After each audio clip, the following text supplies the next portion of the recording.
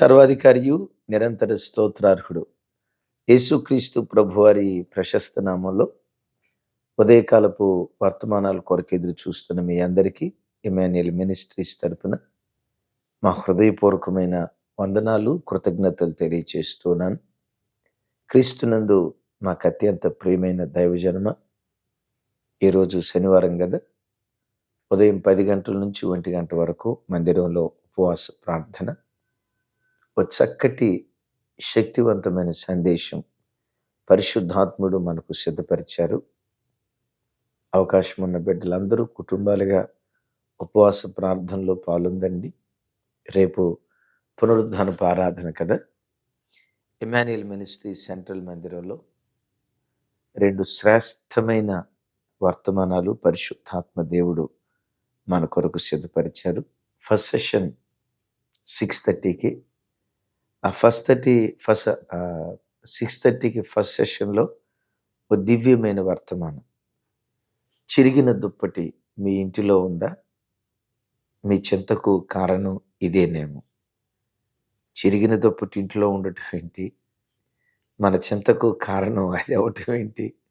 అలాగని వాక్యం వినకుండా ఇంట్లో ఉన్న చిరిగిపోయిన దుప్పట్లన్నీ పారేసారుగాక, రేపు వాక్యం విన్న తర్వాత ఆ విషయం ఏంటో తెలుసుకొని ఆ తర్వాత నిర్ణయం తీసుకుందాం.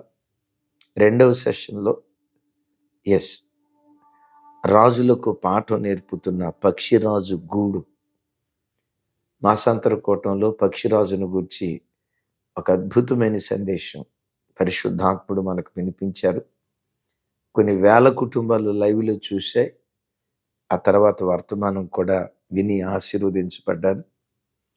ఇతర దేశాల నుంచి దేవుని కృప, మనవారు మాత్రమే కాదు, ఇతర దేశాల నుంచి పక్షిరాజు గూర్చి అన్నడు మేము ఇలాంటి వర్తమానం వినలేదయ్యా, ప్రభు మాతోనే మాట్లాడారని అనేక ప్రాంతాల నుంచి వారి సంతోషాన్ని తెలియచేశారు. ప్రత్యేకంగా రేపు ఆదివారం సెకండ్ సెషన్లో రాజులకు పాఠం నేర్పుతున్న పక్షిరాజు గూడు. మన కుటుంబాన్ని ఎలా కట్టుకోవాలి, మన సంఘాలను ఎలా నిర్మించుకోవాలి, పక్షిరాజు నేర్పుతున్న పాఠం. తప్పకుండా ఆరాధనకు రండి. ఒకవేళ రాలేని పరిస్థితులు లైవ్ చూడండి. మేము ఈ స్థానిక సంఘాలకు వెళ్ళొచ్చిన తర్వాత అవకాశం కుదిరినప్పుడు తప్పకుండా వర్తమానం విని ఆశీర్వదించబడగలరని ప్రేమతో మనవి చేస్తున్నాను. మంచిది, రేపు ఆరాధనకు మనం వెళ్ళబోతున్నాం కదా. దైవజనమ, దేవుడు ప్రజలతో అనేక రీతులుగా మాట్లాడతారు. కళల ద్వారా మాట్లాడతారు, దర్శనాల ద్వారా మాట్లాడతారు, ప్రవచనాల ద్వారా మాట్లాడతారు, స్వరం ద్వారా మాట్లాడతారు, కొన్ని సూచనల ద్వారా ప్రభు మాట్లాడతారు. అదే సమయంలో వాక్యం ద్వారా మాట్లాడతారు. వీటన్నిటిలో శ్రేష్టమైనది ఏదో తెలుసా? వాక్యం ద్వారా ప్రజలతో ప్రభు మాట్లాడే విధానం ఉన్నతమైనది, అతి శ్రేష్టమైనది. కళలు నిన్ను దారి తప్పించవచ్చు. దొంగ దర్శనాలు, దొంగ ప్రవచనాలు రావచ్చు. ఎందుకంటే ప్రవక్తల గ్రంథంలో మనం చూస్తాం కదా, దొంగ దర్శనాలు, అబద్ధ ప్రవచనాలు మనం చూస్తాం. కళలు నిన్ను దారి తప్పించవచ్చు, ప్రవచనాలు నిన్ను దారి తప్పించవచ్చు, దర్శనాలు నిన్ను దారి తప్పించవచ్చు, సూచనలు నిన్ను దారి తప్పించవచ్చు. ఈ స్వరం దేవుని స్వరమా, సాతాను స్వరమా, కొంచెం కన్ఫ్యూజన్లో నిన్ను నెట్టేయచ్చు. ఏది నిన్ను దారి తప్పించినా దేవుని వాక్యం ఎన్నటికీ ఎప్పటికీ నిన్ను దారి తప్పించదు సుమి. అందుకని బైబిల్లో చూస్తాం కదా, భూమి ఆకాశములు గతించిన, చెప్పండి, భూమి ఆకాశములు గతించిన నా మాటలు గతించవు అంటాడు. అందుకని ఎప్పుడు సంఘమా వాక్యాన్ని ప్రేమించండి, వాక్యాన్ని హత్తుకోండి. వాక్యం ఎంత గొప్పదో తెలుసా? మీరందరూ ఎరుగుదురు. ఈ సృష్టిలో సువార్తరాజు గారు, అన్ని నామముల కంటే పైనామం ఏది? యేసయ్య నామం కదా. అన్ని నామముల కంటే పైనామం యేసయ్య నామం. ఇక యేసయ్య నామం కంటే మహోన్నతమైన నామం మరొకటి ఏది లేదు. నిజమే, అదే కీర్తనలో ఒక చోట ఏమని రాసి ఉంటుందో తెలుసా? నీ నామము కంటే నీ వాక్యమును గొప్ప చేసి ఉన్నావు. ఏంటి ఆ మాటకున్న అర్థం? సారీ. అన్ని నామముల కంటే పైనామం యేసయ్య నామం. కానీ ఆ నామం కంటే గొప్పది వాక్యం. Praise the Lord. అలాగని వాక్యం దేవుని కంటే గొప్పదని చెప్పట్లా. ఎందుకు? వాక్యమే దేవుడు. ఆది యందు వాక్యం ఉండెను, వాక్యము దేవుని యొద్ద ఉండెను, ఆ వాక్యమే దేవుడై ఉండెను అని చూస్తా ఉన్నాం. దేవుడు మనతో మాట్లాడినప్పుడు వెనువెంటనే ఆ మాటకు మనం స్పందిస్తే ఎంత అద్భుతం జరుగుతుందో కీర్తనలో ఈ మాట చదివినప్పుడు వాక్యాన్ని మరెక్కువగా హత్తుకొని వాక్యం కొరకు బ్రతకాలని మనలను పురికొల్పుతుంది. చూడండి, కీర్తనల గ్రంథం 81 కీర్తన 13 చరణం 14 చరణం. అయ్యో, నా ప్రజలు నా మాట వినిన యొడల, ఇశ్రాయేలు నా మార్గమును అనుసరించిన యొడల ఎంత మేలు. అప్పుడు నేను వేగిరమే వారి శత్రువులను అణగదొరుక్కుదును, వారి విరోధులను కొట్టుదును. బా, ఏ మాట చూడండి ఐజాక్ అన్న, అర్థమైందా? దేవుడు అంటాడన్న ఇక్కడ, అసలు ఆ మాట చూడండి.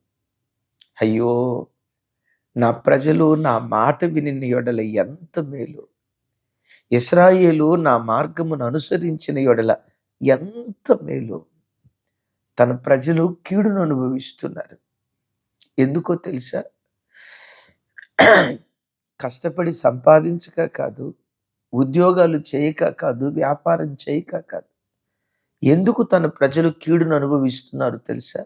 దేవుని మాటను వినకపోవటాన్ని బట్టి, దేవుని మార్గాన్ని అనుసరించకపోవటాన్ని బట్టి ఆ ప్రజలు కీడును అనుభవిస్తూ ఉంటే, ఆ కీడు చూసి సహించలేని ఆ దేవుడు వేదనతో ఇక్కడ అంటాడు, అయ్యో, నా ప్రజలు నా మాట విని యొడల ఎంత మేలు, నా మార్గాన్ని అనుసరించి నడుచుని యొడల ఎంత మేలు.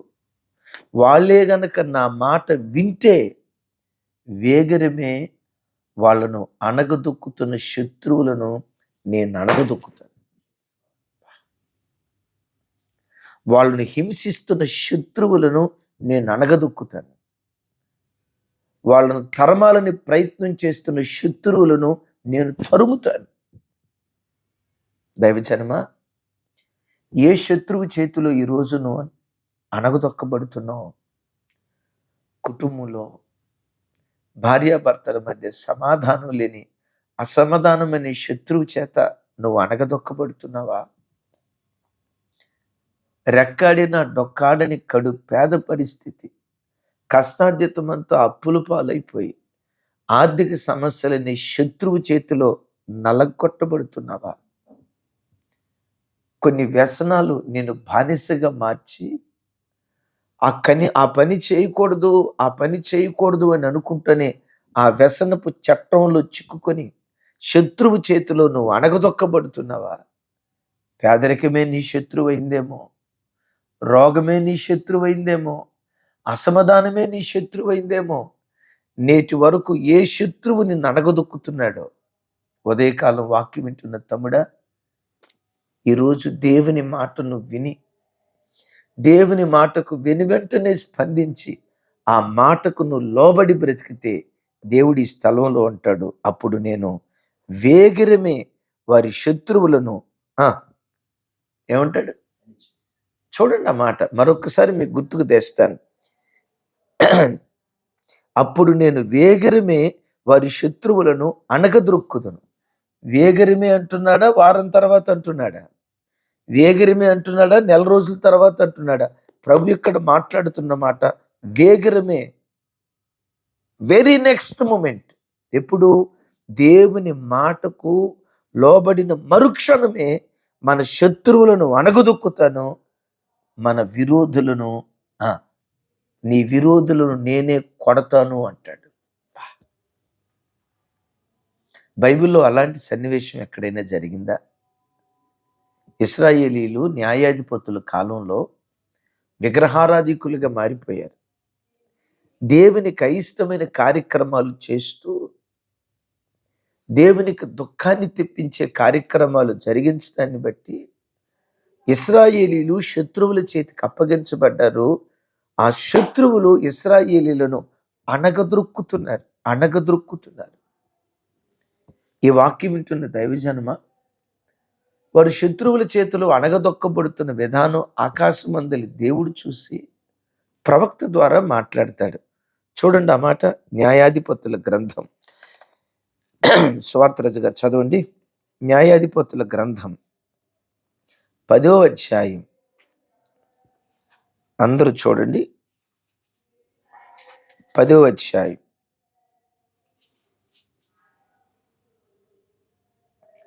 13వ వచనం నుంచి చదువుకుందాం. 10వ అధ్యాయం 13వ వచనం. అయితే మీరు నన్ను విసర్జించి అన్యదేవతలను పూజించిరి కనుక నేను ఇకను మిమ్మను రక్షింపను. పోయి మీరు కోరుకొనిన దేవతలకు మొర్ర పెట్టుకుని మీ శ్రమకాలమున అవి మిమ్మల్ని రక్షించునేమో ఇశ్రాయేలుతో సెలవిచ్చాను. అప్పుడు ఇశ్రాయేలీయులు మేము పాపము చేసి ఉన్నాము, నీ దృష్టికి ఏది అనుకూలమో దాని చొప్పున మాకు చేయుము. దయచేసి నేడు మమ్మల్ని రక్షించుమని చెప్పి యెహోవాను సేవించవలెనని. 16వ వచనం చాలా విలువైన మాట రాసి ఉంటుంది. యెహోవాను సేవింపవలెనని తమ మధ్య నుండి అన్య దేవతలను తొలగింపగా ఆయన ఆత్మ ఇశ్రాయేలీయులకు కలిగిన దురవస్థను చూసి సహించలేకపోయెను. వా, ఎంత అద్భుతమైన మాట చూడండి. ఇశ్రాయేలు ప్రజలతో దేవుడు అన్నాడు, ప్రజలారా, హేయమైనవి మీ మధ్యలో జరుగుతున్నాయి, అసహ్యమైన కార్యాలు మీ మధ్యలో జరుగుతున్నాయి, అన్యజనుల్లో కూడా జరగని రోత కార్యాలు మీ మధ్యలో జరుగుతున్నాయి. ఇదిగో మీ మధ్యలో ఎలాంటి కార్యక్రమాలు జరుగుతున్నాయి, అందుకనే మీరు శత్రువుల చేతిలో అణచబడ్డారు అని దేవుడు తన ప్రజలతో చెప్తే, ఈ ప్రజలు ఎంత గొప్ప మనసున్న వాళ్ళు తెలుసా? దేవుని స్వరం వినిన వెంటనే వారి మధ్యలో దేవునికి అసహ్యకరమైన అన్య దేవత విగ్రహాలను తొలగించుకున్నారట. ఎప్పుడు? దేవుని మాట విను వెంటనే దేవునికి అయిష్టమైన వాటిని వారి మధ్యలో నుంచి తొలగించుకున్నారు. ఈ ఉదయం వాక్యం వింటున్న తమ్ముడా, చెల్లి, అమ్మా, ఓ దైవజనుడిగా నేను బ్రతిమలాడుకుంటున్నాను. దేవునికి అయిష్టమైనవి ఎన్నో నీ ఇంట్లో జరుగుతున్నాయి కదా. దేవునికి అయిష్టమైన కోపం నీలో ఉంది కదా. దేవునికి అయిష్టమైన గర్వం నీలో ఉంది కదా. దేవునికి అయిష్టమైన త్రాగుబోతుతనం నీ కుటుంబంలో కొందరిలో ఉంది కదా. దేవునికి అయిష్టమైన అక్రమ సంబంధాలు ఇంట్లో ఉన్నాయి కదా. దేవునికి అయిష్టమైన చాడీలు కోరుతనం నీ ఇంటిలో ఉంది కదా. దేవునికి అసహ్యకరమైన అబద్ధపు జీవితం, ఎదుటివాడిని వంచి మోసం చేసే మోసపూరితమైన జీవితం నీలో ఉంది కదా. ఈరోజు ప్రభు బ్రతిమలాడుకుంటూ చెప్తున్నాడు, దేవునికి అసహ్యకరమైనవి ఏవి నీలో ఉన్నాయో ఈరోజు వాటిని తొలగించుకోగలిగితే, మరొకసారి చెప్పమంటారా? దేవుడు తన వాక్యం ద్వారా ఈరోజు నీతో మాట్లాడుతున్నాడు. మరి విశేషంగా రేపు ఆదివారపు ఆరాధనకు వెళ్ళబోతున్నారు కదా. అడగండి, ప్రభా మా లోపమేంటో తెలియచేయండి. యోబు భక్తుడు ఒక మాట అంటాడు, నేను ఎక్కడ తప్పిపోతినో నాకు ఉపదేశం చేయండి, నేను దిద్దుకుంటాను. ఈరోజు ప్రభువుని అడగండి, రేపు మందిరానికి వస్తున్నానయ్యా, నాలో మీకు అయిష్టమైనవేంటో నాకు తెలియచేయ్యా, నా బుద్ధిహీనతేంటో, నా కుటుంబంలో ఉన్న లోపమేంటో, నేను శత్రువు చేతికి అప్పగించబడటానికి నా కుటుంబంలో ఉన్న కొదువేంటో వాక్యం ద్వారా తెలియచేయని ఈరోజు ఆశపడి ప్రార్థన చేసుకోండి. ఈ దేవుడు ఎవరో తెలుసా? ఆశ ఉన్న ప్రాణాలను తృప్తిపరిచేటువంటి దేవుడు. ఇప్పుడు ఈ ప్రజలు దేవుని వాక్యం విని సారీ అసహ్యకరమైనవి వారిలో నుంచి తొలగించుకున్నారు. వెరీ నెక్స్ట్ అక్కడ ఏమని రాస్తుందో తెలుసా? తొలగించుకొనగా వారికి కలిగిన దురవస్థను చూసి యెహోవా ఆత్మ, మరొకసారి ఆ మాట చదువయ్యా.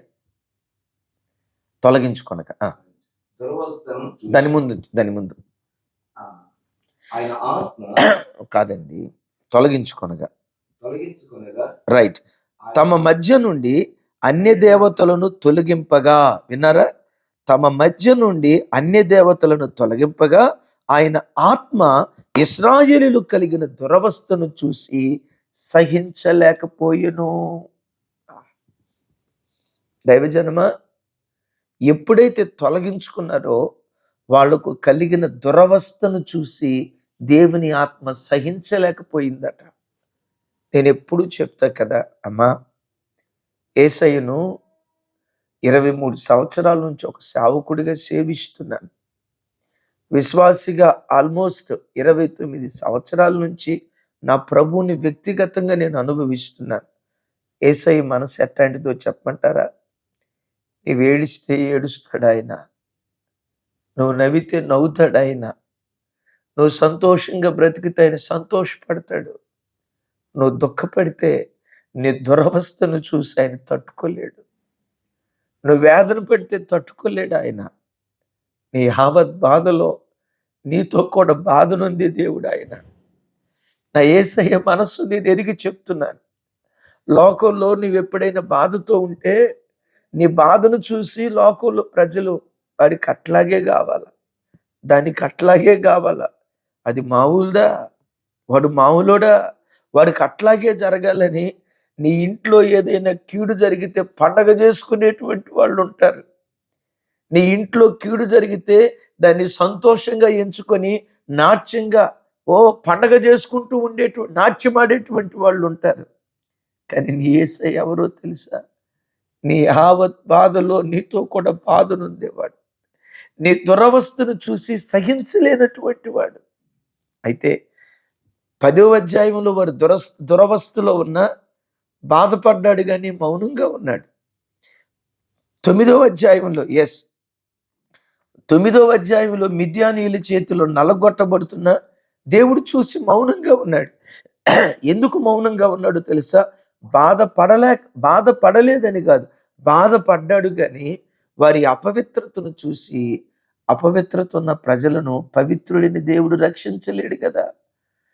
అపవిత్రుడైన ప్రజలను పవిత్రుడైన దేవుడు రక్షిస్తే దేవుడు నీతి తప్పినట్టు అయిపోతాడు కదా.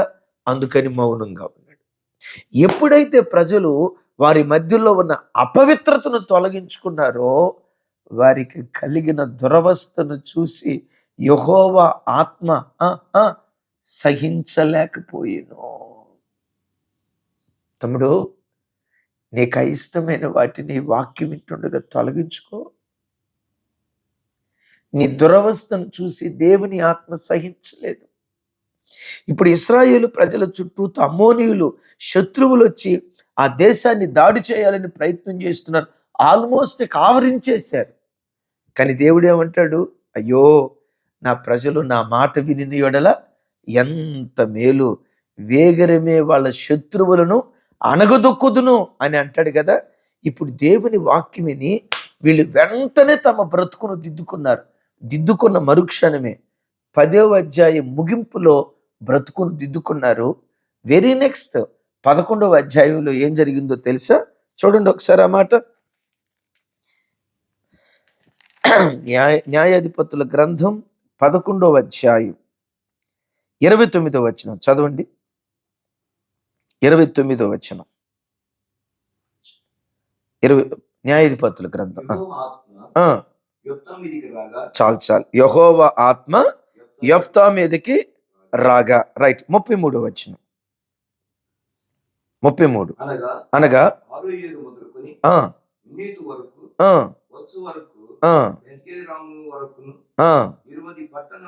20 పట్టణములను వారిని నిశ్శేషముగా హతము చేసెను. అట్లు అమోనీయులు ఇశ్రాయేలీయుల ఎదుట నిలవకుండా చూసారా, అణిచివేయబడిరి.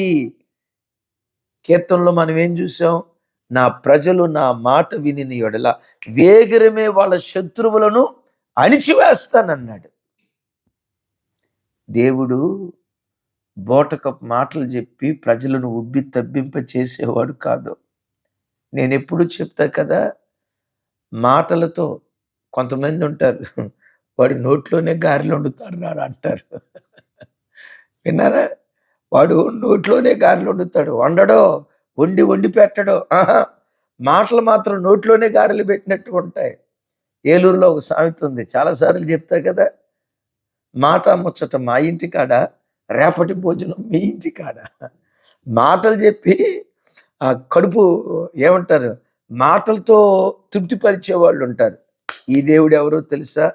మాటలతో తృప్తిపరుస్తాడు, మరి విశేషంగా తన చేతలతో తృప్తిపరుస్తాడు. ఏమన్నాడు? నా మాట వింటే మీ శత్రువులను వేగరమే నేను అణగదొక్కుతాను అంటాడు. ఇక్కడ ఇశ్రాయేలు ప్రజల మీదకి వచ్చిన శత్రువులను దేవుని వాక్యానికి లోబడిన వెనువెంటనే శత్రువులను చెప్పండి ఏం చేశాడు? అణగద్రొక్కాడు. దైవజనమా, ఈ ఫిబ్రవరి మాసం 3వ తారీఖు ఏ శత్రువు నీ మీద నాట్యం ఆడుతున్నాడో, ఏ శత్రువు నిన్ను అణిచివేస్తున్నాడో, ఏ శత్రువు నీకు నిద్రలేని రాత్రులు, ఏ శత్రువు నీవు నిద్రలేని రాత్రులు గడిపేటట్లుగా మానసికంగా నిన్ను కృంగదీస్తున్నాడో, యేసు నామం పేరిట ఈరోజు ఆ శత్రువు అణగద్రొక్కబడును గాక.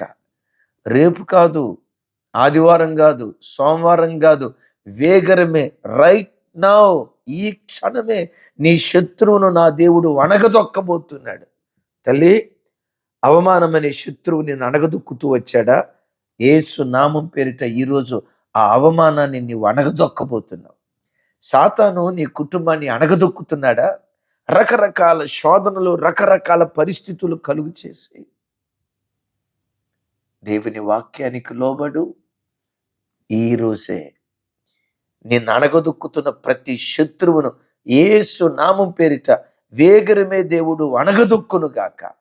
నీ పక్షాన దేవుడు నిలవబడి వారిని కొట్టి మరెన్నడూ ఆ శత్రువు నీ కంటికి కనబడకుండా ఐగుప్తీయులను ఎర్ర సముద్ర పాలు చేసినట్లుగా నిన్ను అణగదొక్కిన ప్రతి సమస్యను మరెన్నడూ నీ జీవితంలో కనపడకుండా వాటన్నిటినీ అణగద్రొక్కునుగాక. నా చేతులెత్తి దీవిస్తున్నాను. గడిచిన దినాల్లో నేను ఆవరించిన శత్రువు ఈరోజు ఈ వాక్యం ద్వారా యేసు నామములో అణగదొక్కబడును గాక.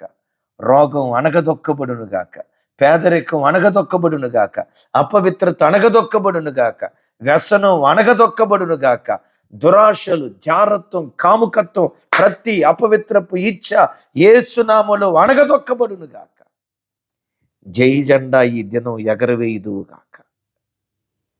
ఆయన మాట విను, బ్రతుకు దిద్దుకో. ప్రార్థన. దైవజనులు సువార్త రాజయ్య గారు ప్రార్థన చేస్తారు. దైవజనమా, అందరూ గమనించండి. వచ్చే వారం 9, 10, 11 తారీఖుల్లో మన మినిస్ట్రీ తరపున కుక్కట్పల్లిలో మెట్రో గ్రౌండ్స్ నందు సువార్త సభలు ఉన్నాయి. మీరు ఎరిగిన వాళ్ళందరికీ సమాచారం షేర్ చేయండి. దేవుడు గొప్ప ఉద్యోగాన్ని ఆ మీటింగ్స్ ద్వారా పట్టణంలో లైవ్ చూస్తున్న వారి బ్రతుకుల్లో దేవుడు కలుగు చేయబోతున్నాడు. ఈ విషయం అనేకులకు షేర్ చేయండి. మంచిది. దైవజనులు సువార్తరాజు గారు వచ్చి ప్రార్థన చేస్తారు. అయ్యా రండి. దైవజనులు ఎమాన్యుయల్ మినిస్ట్రీస్ తరపున భీమవరం ప్రాంతంలో వారు సేవ చేస్తున్నారు. అయ్యగారు ప్రార్థన చేస్తారు. ప్రేమగల తండ్రి, మీకు స్తోత్రాలు ప్రభా. మీ దాసులు, మా నాయకులు, ఆత్మీయ తండ్రి గారు జర్మయ్య గారు నిలబెట్టిన ఆయన ప్రభా, ఉదయకాలం గొప్ప అద్భుతమైన సందేశాన్ని ఇచ్చినందుకు స్తోత్రాలు నాయన. స్తోత్రం. ఇమ్మానుయేల్ మినిస్ట్రీస్ కి, కుటుంబాలకి, ప్రపంచమంతా లైవ్ ద్వారాగా మీరు గొప్ప అద్భుతమైన ఉపదేశం ఇచ్చి ఉదయకాలంలో బిడ్డలు ఆశీర్వదించేందుకే స్తోత్రాలు చెల్లిస్తున్నాము. మీ మాట వింటే శత్రుని ఎలాగ అణిచివేస్తావో స్పష్టంగా, సులువుగా ప్రభా మీ బిడ్డలకు తెలియజేసినందుకు స్తోత్రాలు. అవును. మీ దాసులు మా నాయకుల నోటిని వెల్లడైన ప్రతి మాట రుడిపరిచి మహిమ పొందండి. యేసయ్య నామములో అడుగుతున్నాం తండ్రి, ఆమేన్. ఆమేన్. తండ్రి అయిన దేవుని ప్రేమ, కుమారుడైన యేసుక్రీస్తు వారి దివ్య కృప, పరిశుద్ధాత్మ దేవుని సహవాసం మనకు సకల పరిశుద్ధులకు సదా తోడయుండి నడిపించునుగాక. ఆమేన్. ఆమేన్. Thank you. కృపా సమాధానములు మనందరికీ తోడుగా ఉండునుగాక. ఆమేన్.